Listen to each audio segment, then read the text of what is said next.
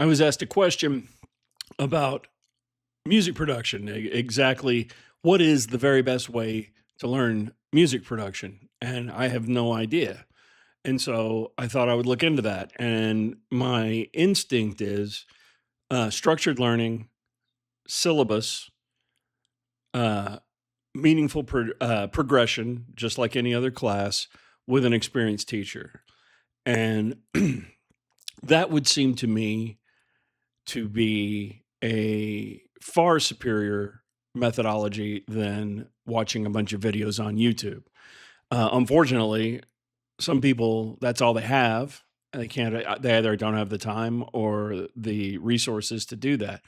So I looked up what is the best way to learn music production. And this gentleman, his channel is Tatro. I hope I'm saying that right. No disrespect. I hope that that is correct. Was number one. So good on him. And it's got around 400,000 views. It's about 3 years old. I don't see a whole lot of people just saying he's a maniac. This video made me emotional. I realized how hard I am on myself. Ooh, maybe we got something really juicy going on here. I literally sucked into the vortex of choosing the most suitable MIDI keyboard. That's not very interesting. I've been trying to get myself to commit and learn and make music. This video was perfect in helping me. You know what? That's good enough for me. So this is Tatro, and we're going to watch how he thinks we should start music production. Let's hear what he's got. What is going on, everybody? This is Tatro, and welcome back to the Lo-Fi Lounge. This video is meant to be like your Lounge, blueprint, your ultimate guide, the things that you need to know and focus on, and the direction you need to go if you do want to start making your own music. Obviously, I'm not going to teach you everything about learning music production in this video, on the but I wall will point you to all That those is specific important resources and that you lends can use credibility. to start making your own music and become an artist. Let's get right into it. One of the major reasons learning music production can seem really overwhelming is because if you have no prior musical knowledge, you're actually learning two huge things at the same time. You're learning the technical side, like how to use a DAW and how to use gear, but then you're also learning how to make music, the fun. Okay, great first point. And I've talked about this. He is putting it much better, and so we're going to continue listening to him, but I want to voice full agreement. If you are trying to, for instance, write a song, learn how to record it, learn how to mix it and release it, and you're doing all of that at once, you are going to do all of it very, very badly. And one of the ways I early on, like I've been doing this a long time. So like 8 or 9 years ago, I took songs that I had already written several years ago and recorded them. And when I ran out of those, I started recording cover songs for myself, because I found that if I was trying to put together some sort of complicated riff or interesting song that I was interested in, it added a level of complexity that just became absurd because I didn't know how to record it. And if I don't know what it's supposed to sound like, how am I supposed to know I'm doing it correctly? And eventually, you can fumble around like that and produce something that you like. But I started making real progress when I started pulling as many variables out as I could. For instance, I was going to write the song, not record it. Then I was going to record a song that I already liked and was done with. Then I was going to mix something that I already recorded long ago. And ultimately, I was going to give up on mastering anything because it's a goddamn nightmare, and I just bought some AI software. So that was pretty much how I got to the end of that, to where I felt pretty good about it. But in the very beginning, I was drowning because I wasn't very good at writing songs. I knew how to play the guitar, sort of, and I knew nothing about recording, mixing, mastering, and all this other crap. You've got to remove the X factor. So well said, Tatro. Fundamentals of music and, dare I say, music theory, which can sound scary to a lot of people. But I've actually created 2 series for beginners that can help make both of those things really easy. The number one is the music theory series for beginners starting from zero. I've had so many people tell me they've tried to learn music theory so many times. Let me just say this. It if you do not learn music theory because you think it is hard, your music career is going to be significantly harder than it had to be by not knowing it. Writing music is going to be harder than it would have been had you understood it. And if you're in a band trying to talk to each other about music, if everyone understands music theory to a degree, not a college degree, to a certain degree, if everyone is on the same page, no pun, everything is easier. So if you think music theory is too hard, you're wrong. It's not. And if you think you don't need it, while you may technically be right, you have thrown away a powerful tool. Please continue. And I can relate to them when they tell me that every teacher has made it so overly complicated. But this series actually helps people break through and start to learn how When to this is over, I'm gonna get his music theory course, and we're gonna talk about it in another video. put together chords and melodies and how the notes on a piano work. And then I've also got the Ableton Live for Beginner series. That's the DAW that We I use use, but it's a Reaper, great but introduction to the I'm technical interested in side what of he's got things. to say But about don't get Ableton. discouraged. Music theory fundamentals and the fundamentals In fact, I would say that DAWs have come around to a point to where it is just a preference, really. The only thing I would say, I had a bad experience with Pro Tools. I didn't like it, only because I had Pro Tools. It came with one of the units that I bought back there, an 11 rack, one of the early emulators. And I didn't know what Pro Tools was, and I installed it and I started learning recording on this. And it was unnecessarily complicated. And then eventually they updated the software and it simply wouldn't work on my computer. And my computer was fine, but they just kept piling garbage into the product to the point to where it loaded too slowly. It couldn't handle what it was supposed to handle. So I use Reaper. It is easy peasy, and it's free until you want to actually license it. So he's talking about Ableton, but anything you learn in Ableton will probably help you in Reaper and anything else you use. of learning a DAW can seem overwhelming, but you can do it. It's just going to take time.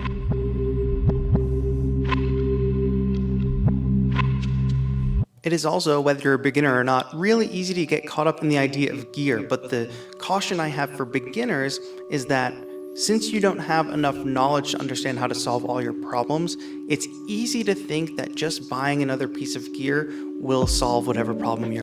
It's called gear acquisition syndrome, or GAS.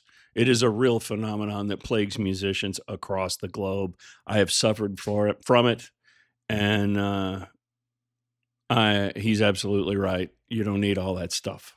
You're having. And sometimes that's Except guitars. You need as many guitars as you can afford. They're very important.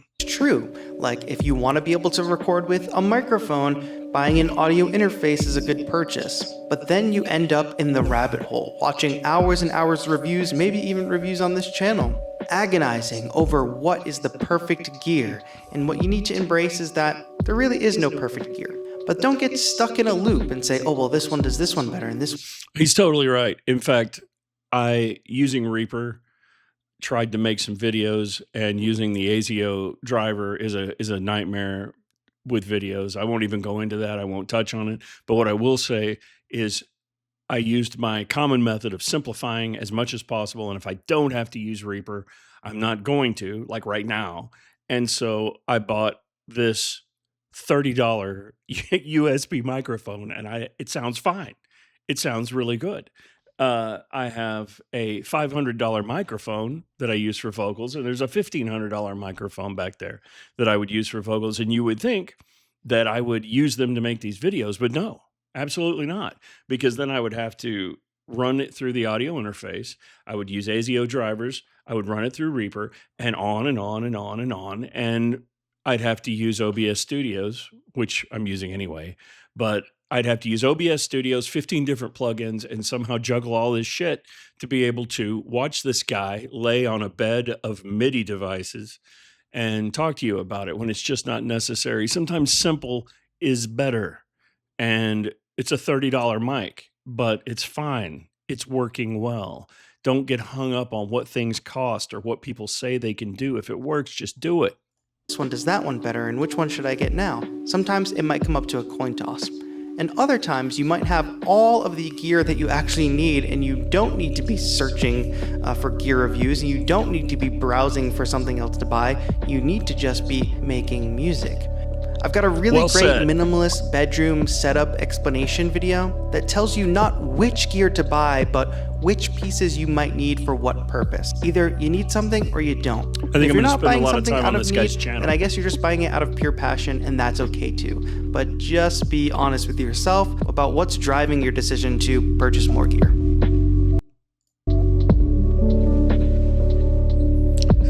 Rick Rubin is confusing a young man.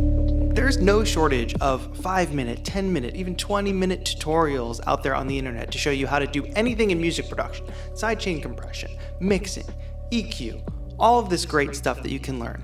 But none of those can teach you the actual process, what it actually means to be making music, releasing. I see what he's saying, and I totally agree. People are asking, well, what's the best tool to use? And what tools do I need? And these are valid questions, and everyone's had them. But the answer is very unsatisfying. The answer is the right tool for the right job is always going to probably be different. And what tools you need is an unanswerable question. The only one you can answer is, what tools do I need for this very specific thing? For instance, I need to put a vocal track that sits well into a death metal song that sounds like it was recorded in a garage with one microphone, and we did that on purpose, but the vocals won't sit right. Well, no shit. Nothing will sit right, quote unquote, in that. What you have to do is take the tools that you have and do the best you can in the moment with whatever you're dealing with. And if you have unlimited funds, you should probably not be watching these videos, and just go hire an engineer and a mixer and a master and record your music, watch what they do, and pay them to teach you. If you do have limited funds, then welcome aboard. Here we are. And ask not, what tools you need, ask what tools you have, and then use that and create art through adversity. I realize I got way uppity on that last bit, but I do believe that. I believe that with no adversity, with unlimited everything, you wind up with a beautiful mess that no one's going to care about. But if a band like Bathory records something unique in a garage with one overhead mic while they scream in the corner in an just indecipherable mess, they're going to create a genre, and they're going to be loved by thousands forever. So maybe worry less about how this is happening, and more about what you are doing, and make that the very best you can, and use your tools to the best of your ability at the time. Their albums, living in the music industry. And there's really no shortcut to learning that until you watch a producer that you love. If you watch Rick their Rubin, full process, confusing I'm that poor talking young long man. form, hours of them working on Get away music. from Rick Rubin. So you can see the nitty-gritty details of what they do, stuff that doesn't fit in these little snappy, fast crazy. tutorials. If you want to know my wish I nitty-gritty had his process hair. and see how I actually I wish work I had in any Ableton hair, Live but I'd outside take of a Rick short Rubin's. video, I do live stream weekly here on this channel, and you can watch previous live streams, but I just think watching a raw process, watching somebody really work through issues and You know struggle what? Exactly. Another thing you can do, and I don't know if he's going to bring this up, I'm going to talk over him anyway, is if you have a local studio. I live just north of Dallas, and there's a ton of studios in Dallas, and just do a walk-in and ask the engineers if you could buy them lunch and watch them work, or ask them, when they're going to have a band in, and pay them for their time, and just say, I want to sit in for a few hours and I want to watch what you do. And that will help dispel a lot of confusion that you might have about what's going on. Now, what they're doing in the studio is going to be wildly different than what you do at home, but And if you know a professional that works out of their home that has what would be referred to as a home studio, like I'm using, uh, talk to them, ask them for some of their time, and don't interfere with the process. Just say, I want to audit your process, and you can pay them whatever hourly rate that they might charge for such a thing, and they may be open to it, and that might help. But don't do it with Rick Rubin. He's very, very expensive, and he may be insane. It's a lot more informative sometimes than a quick tutorial. And we're also fortunate enough to live in a time where some of the greatest I'm bad talking Rick Rubin. I love the guy. He's just, again, maybe he might be insane. I don't know. producers of all time have sat down to do interviews, hours of interviews, talking about little anecdotes from their career. You should be consuming all of that. And not only that, sit there with a notebook and consume all of that. Take notes. You do it with the math class and the history class that you don't care about. There it is. Why not do it with something that you actually care about? Learn from the masters through interviews or whatever they have out there, and there's no shortcut. You can't learn the process quick like that. Well said. Well said. A ton of content out there, but not all of it is actually going to help you learn, and not all of it is actually made to help you learn. Some of it is just meant to be entertainment. And it's important to make that distinction, because if you, after you come home from work every day, only have... I don't think anything I do is ever going to run the risk of being entertaining. So maybe it'll be more useful. An hour to go on YouTube and maybe learn a little bit more about this hobby, or whatever time you have to spend learning about how to make your own music, you want to make sure you're not getting sucked into a vortex of entertainment that kind of checked a box in your head that said, oh yeah, I watched some music production videos, that's enough for today. But what did you learn from those videos? And I'm not saying there's anything wrong with those videos. I like to sit down and watch some Netflix or watch some fun YouTube videos sometimes too, but I'm mindful while I'm doing that, hey, this is just entertainment. There's a reason some of those videos out there are edited an awful lot like Mr. Beast videos, and it's not because they're trying to teach you something. I've never seen a Mr. Beast video. Is that weird? Am I weird because of that? Let me know in the comments if it's weird that I have never seen Mr. Beast. Keep you watching. See, now that's entertainment bullshit. So just be mindful and just be cautious about that. The way you spend your time learning music production, if you did sit down to learn music production, make sure you're consuming something that's actually informative.